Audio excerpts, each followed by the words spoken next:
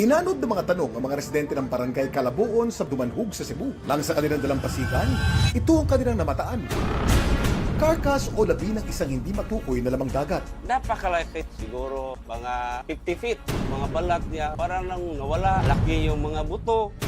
It's possible na it is a carcass of a whale or whale shark. Baka ito raw ay isang klase ng malaking pagi o stingray na kung tawagin sa kanilang lugar, salangay.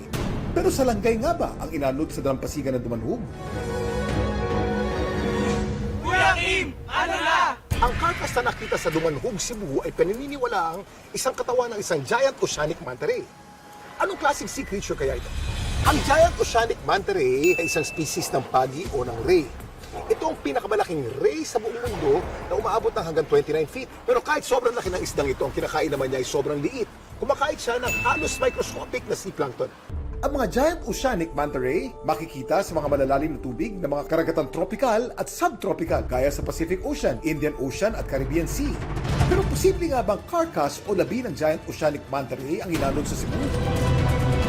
Ayon sa inisyal na pagsusuri ng BIFA Region 7, Yung body niya nasa advanced state of decomposition. Marami na kasing incident ng mga reported cases na most probable is a whale. May possibility din na shark. at ang tanging paraan lang daw para makumpirma ito, Kailangan mo ng sample, taxonomic identification. If you do DNA test, it will cost money. ano naman kaya ang ginawa sa inanod na carcass? Kailangan i-dispose na yung carcass as soon as possible for public safety. Libing namin, the same day, sir,